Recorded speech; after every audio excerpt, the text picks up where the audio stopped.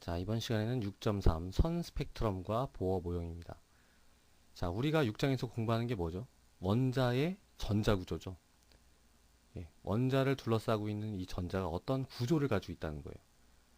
자, 그 구조를 이해하는 첫 걸음, 그게 바로 보어의 수소 원자 모델입니다. 자, 무슨 얘기냐면은 6.2에서 우리가 뭘 공부했나요? 빛의 입자성을 공부했죠. 빛의 입자성 이전에는 선 스펙트럼을 해석을 할 수가 없었어요. 선 스펙트럼은 그 이전부터 알려져 있던 현상입니다.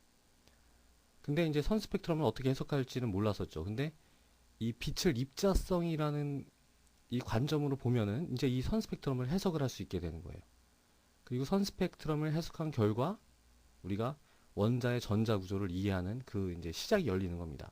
그 시작에 해당되는 그 사건이 바로 이 보어 모형이에요. 보어의 수소 원자 모델.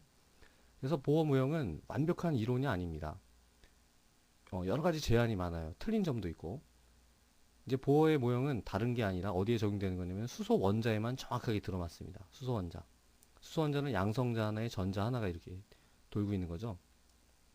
이제 여기에는 여러 가지 그선 스펙트럼, 수소 원자의 선 스펙트럼은 정확하게 설명할 수 있지만은 다른 원자는 설명이 안 돼요. 어쨌든 이제 이런 한계가 있지만 중요한 거는 첫걸음이라 이거죠. 예, 보어 모형은 원자의 전자 구조를 이해하는 첫걸음이다. 이겁니다. 자, 어떤 식으로 그럼 선 스펙트럼을 가지고선 원자의 전자 구조를 이해하는 첫걸음을 떼었느냐? 자, 선 스펙트럼이라는 게 있죠. 선 스펙트럼이라는 것은 이따가 이제 자세하게 설명을 하겠지만은 원자로부터 나오는 빛입니다. 자, 원자로부터 빛이 나와요. 근데 그 빛이 어떤 질서를 가지고 있어요. 예.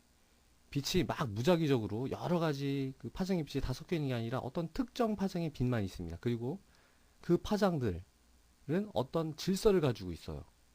자, 그럼 여러분들이 생각을 해보세요. 이 질서는 어디에서 유래한 걸까요? 당연히 이 수소 원자에서 유래하지 않았겠어요? 그죠? 수소 원자에서 나온 빛이 질서를 가지고 있다면 그 질서는 결국은 수소 원자의 어딘가에 들어있는 거겠죠. 근데 그 빛이라는 것은 원자 핵과는 무관하거든요. 예. 뭐 방사선 아니면은 원자 핵에서는 빛이 안 나옵니다. 그러니까 결국은 이 원자를 둘러싸고 있는 이 전자, 어떤 전자의 구조에 대한 어떤 질서가 결국은 이런 식으로 예, 선 스펙트럼으로 투영이 된 거겠죠.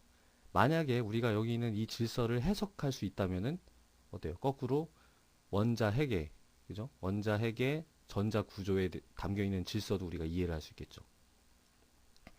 자, 그런 식으로 해서 어쨌든 이제 보어 모형 이런 선 스펙트럼을 해석함으로써 수소 원자 하나는 우리가 정확하게 이해를 할 수 있게 됐습니다. 자, 이제 그거를 우리가 살펴보는 거예요. 그리고 여기서 끝나는 게 아니죠. 보어 모형은 한계가 있다고 했죠. 여기서 이제 한 걸음 더 나가서 6.4에서는 뭐가 나옵니까? 물질도 입자성뿐만 아니라 파동성이 있다는 거죠. 예, 물질의 파동성이라는 또 다른 혁명적인 그런 개념을 바탕으로 해가지고 이제 최종적으로 슈레딩거 방정식에 이르게 되고 그때 이르러서는 우리가 원자의 전자 구조를 완벽하게 이해를 할 수 있게 됩니다. 자, 그럼 이제 구체적인 내용을 보면요. 일단 스펙트럼이라는 걸 잘 알아야 되겠죠? 어떤 광원이 있는데 스릿을 통과시킵니다. 그러면 이제 일정한 방향을 갖는 빛만 골라낼 수 있겠죠. 걔를 프리즘을 통과시키면은 파장이 짧은 빛은 많이 굴절이 돼요. 그리고 파장이 긴 빛은 그냥 직진을 합니다. 그럼 이제 파장별로다가 이렇게 스크린에 쭉 그 빛을 분리할 수가 있겠죠. 이거를 스펙트럼이라고 하고 이렇게 모든 파장의 빛이 다 있는 스펙트럼을 연속 스펙트럼이라고 합니다. 자, 근데 이제 과학자들이 어떤 일을 했냐면은 어떤 특정 원자에서 빛을 나오게 만들었어요. 뭐냐면 네온 사인 같이 생각을 하면 됩니다. 이게 네온 사인이거든요. 그러니까 네온 기체를 갖다가 이제 그 진공관에 넣어놓고 네온 기체를 어떤 관에다 넣어놓고 전기 방전을 시킵니다. 그러면은 그 원자로부터 빛이 나와요. 이거는 뭐 네온을 넣을 수도 있고 나트륨을 넣을 수도 있고 수소를 넣을 수도 있습니다. 자, 거기에서 이제 빛이 나오면은 걔네들은 여러 파장의 빛이 다 섞여 있는 게 아니라 어떤 특정 파장의 빛들만 이렇게 나와 있어요. 네. 특정 파장의 빛만 나옵니다. 자, 이거를 뭐라고 하냐면 선 스펙트럼이라고 그래요. 선 스펙트럼. 그럼 좀 이상하겠죠. 왜 도대체 이쪽 파장은 아니고 요 이파장의 빛만 나오느냐, 그죠? 그리고 얘네 왜 이파장과 이파장 얘네들의 어떤 규칙성은 도대체 어떻게 설명할 수 있느냐, 이런데 이제 의문이 생기겠죠. 자, 그래서 우리가 이거를 해석함으로써 이제 아까도 말씀드렸지만 수소 원자의 전자 구조를 이해를 할 수 있게 된 거예요. 그럼 구체적으로 수소의 선 스펙트럼 한번 보죠. 자, 여기 이제 나트륨의 선 스펙트럼이고요. 밑에 있는 게 수소의 선 스펙트럼입니다. 선 스펙트럼의 전체가 아니라 그 중에 일부만 나와 있어요. 자, 나트륨은 뭐 별로 중요하지 않으니까 그냥 생략을 하고요. 수소에 보면 이런 선 스펙트럼이 만들어진다 이겁니다. 자, 왜 도대체 여기에 있는 이쪽 파장에서는 빛이 안 나오고 왜 특정 파장의 빛만 나오느냐 이거예요. 그리고 만약에 여기 이 패턴의 어떤 질서를 우리가 수학적 질서를 발견할 수 있다면은 그 질서는 어디서 유래한다고요? 당연히 수소 원자의 전자 구조가 가지고 있는 질서, 거기서 유래를 하겠죠. 그죠? 자, 그래서 이제 이런 선 스펙트럼은 예전부터 알려져 있었는데 이 파장, 특정 파장을 람다라고 할 수 있죠. 이 람다가 어떤 식을 성립한다는 것을 그 발명한 사람이 발견을 했어요. 예. 자, 그 식이 의미하는 바는 몰랐죠. 하지만 이상하게 이 파장은 어떤 식을 따르더라 이거예요. 어떤 수학적 질서가 내포되어 있다라는 것을 눈치를 챈 거죠. 자, 어떤 식이냐면은 중요하진 않습니다. 이걸 발머식이라고 하는데 람다분의 1은 어떤 리드베리 상수라는 어떤 상수예요. 상수 곱하기 n1의 제곱분의 1 빼기 n2의 제곱분의 1, 요런 식을 따른다 이겁니다. n1과 n2라는 것은 1부터 무한대 값을 가지고 있을 수 있는 양의 정수예요. 자, n이 뭐든지 간에 양의 정수이기만 하면 빼가지고선 어떤 이 등식을 만족시키는 람다가 나오겠죠. 이제 당연히 n2가 n1보다는 커야지 양수값이 나오겠죠.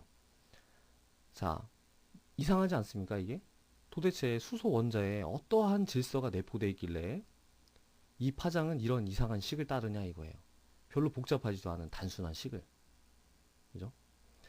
자, 만약에 이거를 갖다가 더 잘 해석할 수 있으면 어떨까요? 우리가 수소 원자의 전자 구조를 더 잘 알 수 있게 되겠죠? 이제 그거를 한 사람이 바로 보어예요. 보어. 그리고 그렇게 설명한 이제 수소 원자의 전자 구조, 그거를 보어의 그 수소 원자 모델이라고 합니다. 자, 이제 보어가 이런 여러 가지 그 데이터들을 어떻게 해석을 했냐? 이제 어떤 가정에 기초를 해요. 첫 번째, 그 원자핵이 있죠. 원자핵 주위를 이제 전자가 돈다 이겁니다. 도는데 아무렇게나 도는 게 아니라 어떤 특정 반지름을 갖는 특정 허용 궤도에만 전자가 돌 수 있다. 이렇게 가정을 했어요. 이건 그냥 가정입니다. 이런 데이터들을 설명할 수 있는 가정이에요.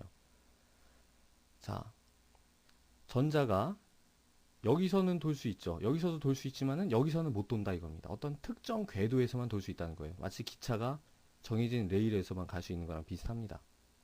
자, 그 다음에 두 번째는요. 두 번째 가져간 것은 지금 이제 만약에 전자가 돈다면은 굉장히 어떤 치명적인 그 모순에 봉착하게 되는데 뭐냐면은 전자가 이 가속 운동을 하죠. 이 등속 원운동이라는 것은 가속 운동이잖아요.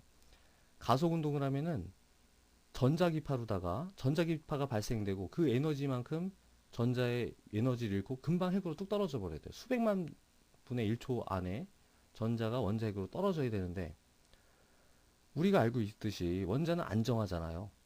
예. 그래서 이제 어떻게 또 그 가정을 했냐면은 전자가 허용된 에너지를 도는 이상 에너지를 얻지도 않고 잃지도 않는다. 이렇게 가정을 했습니다. 가정이에요. 그 다음에 세 번째는 뭐냐면은 이제 전자가 허용 궤도, 이 허용 궤도들 사이를 왔다 갔다 할 수 있는데요. 왔다 갔다 할 때는 그 에너지 차이에 상응하는 광자의 유출입이 있다 이거예요. 예. 자, 무슨 얘기냐면요. 이제 이따가 나오겠지만은 얘를 n은 1이라고 합니다. 첫 번째 껍질 아니면은 주양자 수가 1인 껍질 이렇게 얘기를 해요. 이제 번호를 붙여놓은 거죠. 그리고 얘는 2, 얘는 3입니다. 자, 어떤 껍질에 전자가 있을 때 가장 에너지가 높을까요? 그죠? 3번에 있을 때 에너지가 가장 높은 전자가 됩니다. 그리고 1번에 있을 때 가장 에너지가 낮은 전자가 되죠. 이거는 마치 땅바닥에 있는 돌멩이가 하늘에 있는 돌멩이보다 위치 에너지가 낮은 거랑 비슷한 거예요. 자, 그러면은 지금 만약에 전자가 3번에 있다가 1번으로 딱 내려온다. 그럼 어떤 일이, 에너지가 방출될까요? 흡수될까요? 당연히 방출되겠죠. 에너지가 더 낮아졌으니까. 근데 이 방출된 요 에너지 차이만큼을 뭐에 의해서 이 에너지가 나오냐면은 바로 요 에너지 차이에 해당되는 광자 하나가 나온다는 뜻이에요. 그렇게 가정을 했습니다. 예. 자, 마찬가지로 2에서 1로 떨어질 때도 에너지가 방출되죠. 딱 요만큼의 에너지를 가지고 있는 광자 하나가 방출된다는 거예요. 반대로 1에서 3으로 전자가 올라가려면 에너지가 필요하겠죠? 어떨 때만 올라갈 수 있느냐? 1에서 3만큼의 에너지 차이를 갖는, 그만큼의 에너지를 갖는 광자 하나와 상호작용을 할 때 전자가 1에서 3으로 뛸 수 있다. 이렇게 가정을 했습니다. 자, 그래서 이제 이런 가정들을 통해 가지고 그리고 또 한 단계 더 나가서 각 허용 궤도가 특정 에너지를 가지는데 그 에너지를 계산하기까지 했어요. 에너지를 계산했죠. 자, 그러면 이제 어떻게 되는 거냐면요. 만약에 3에서 1로 딱 떨어져요. 그러면 어떤 특정, 그러니까 이 에너지가 정해져 있으니까 여기서 나오는 광자는 어떨까요? 이 광자도 에너지가 정해져 있겠죠? 근데 E는 hν-잖아요. 그럼 특정 진동수도 정해져 있고, 진동수가 정해져 있다면은 파장도 정해진 거죠. 그죠? 만약에 2에서 1로 떨어진다. 그래도 마찬가지로 어떤 특정 에너지를 갖는 빛만 방출됩니다. 자, 그럼 뭐예요, 이게? 선 스펙트럼을 설명하는 거죠. 만약에 이게 허용 궤도가 이게 아니라 막 연속된 어떤 궤도도 전자가 다 돌 수 있다면은 어느 궤도에서도 그러니까 임의의 궤도에서 임의의 궤도로 떨어질 수 있고, 그러면은 에너지 차이는 무한히 다양하겠죠. 그러면은 무한히 많은 파장의 빛이 나와서 이런 선 스펙트럼이 아니라 연속 스펙트럼이 나오겠죠. 그죠? 이런 선 스펙트럼을 설명하려면은 에너지 궤도가 이렇게 딱딱 정해져 있다. 이렇게 가정을 할 수밖에 없는 겁니다. 자, 이건 되게 중요한 개념인데요. 이게 바로 에너지의 양자화라고 합니다. 양자화. 에너지 준위가 양자화되어 있다는 거. 이게 이제 앞으로 계속 양자역학에 굉장히 중요한 원리로 쓰이게 됩니다. 아까도 말씀드렸지만 보어의 모형은 완벽하진 않다고 했죠. 하지만 이 에너지 준위가 양자화되어 있다는 거. 네. 임의의 값을 가지는 게 아니라 딱딱 정해진 사다리처럼, 그죠? 사다리가 이렇게 있으면은 우리가 밟고 올라갈 때 여기랑 여기만큼은 밟고 올라갈 수 있지만 이 허공을 밟을 수는 없는 거잖아요. 그런 것처럼 이 어떤 전자가 가질 수 있는 에너지 준위도 이렇게 딱딱 사다리처럼 특정 값만 가질 수 있다. 이걸 에너지가 양자화되어 있다고 하는데, 하여튼 이게 앞으로 굉장히 중요한 개념으로 쓰이게 됩니다. 그래서 양자역학이라는 이제 말이 있는 거죠. 자, 원자뿐만 아니라 이제 나중에 보시면은 분자에 속해 있는 전자도 이런 양자화되어 있는 에너지 레벨을 가지게 되고, 그 다음에 분자가 진동할 때도 마찬가지예요. 분자가 진동을 할 때도 어떤 특정 진동 에너지가 양자화되어 있습니다. 그래서 하여튼 미시 세계에서는요, 다 양자화되어 있다고 보시면 돼요. 그리고 그 양자화된 걸 이제 계산하고 적용하는 게 바로 양자역학이 하는 일이죠. 자, 어쨌든 이런 식으로 해서 이제 보어가 수소 원자를 갖다가 이해하게 됐습니다. 그럼 구체적인 식을 한번 보죠. 아까 이제 뭐라고 했습니까? 어떤 특정 궤도의 에너지를 보어가 계산했다고 그랬죠. 자, 보겠습니다.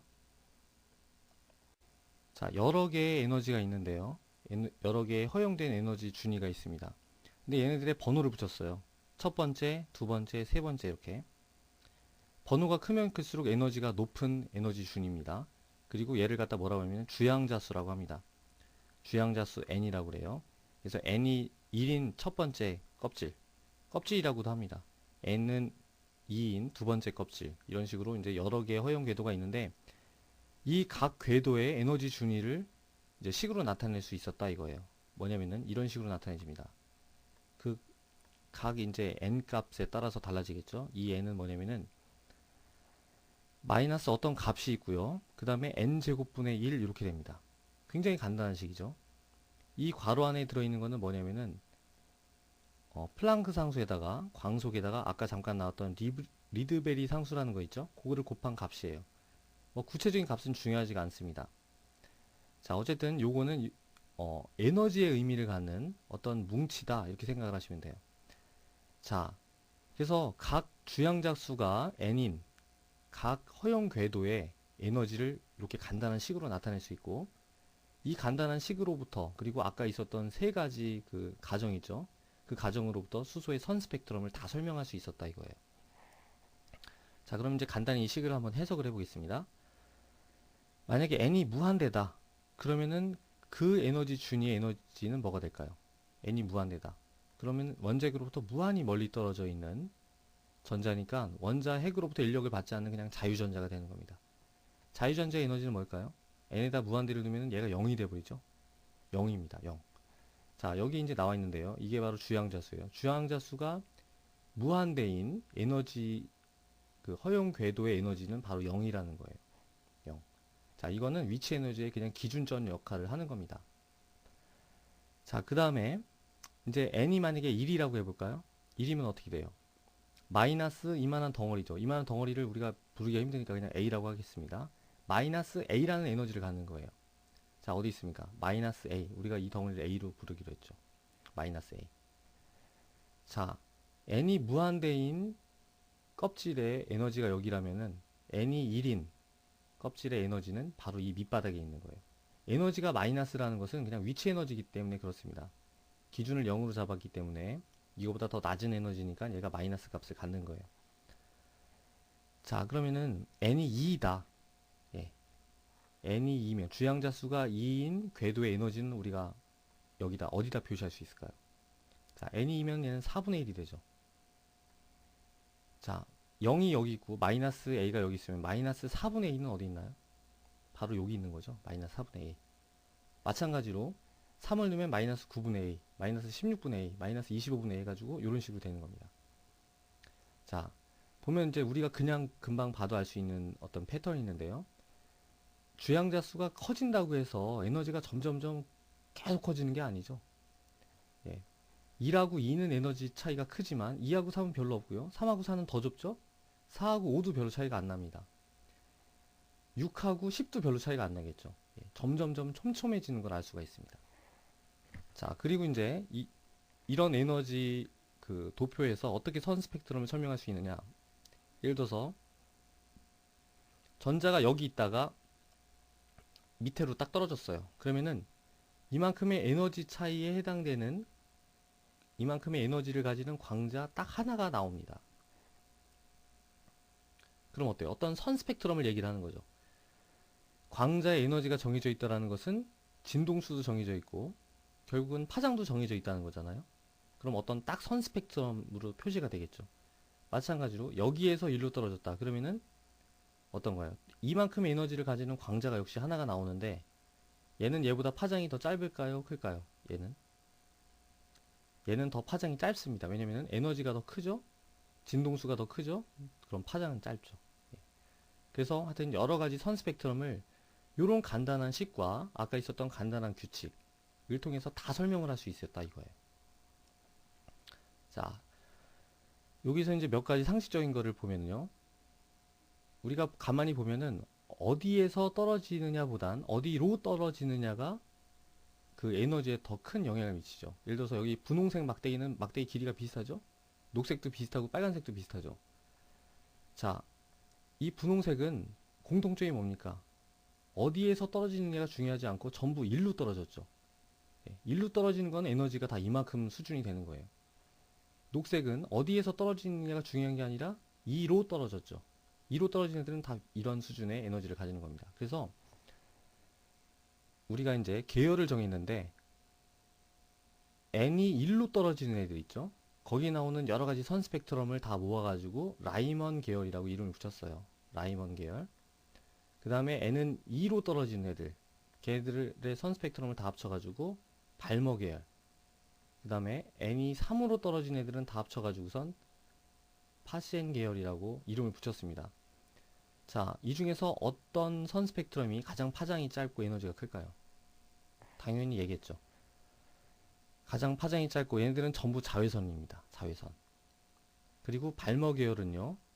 에너지가 얘보다는 조금 작지만 어쨌든 그래서 얘는 가시광선이고요. 얘네들은 에너지가 가장 작고 파장이 제일 길고 그래서 얘네들은 전부 적외선입니다.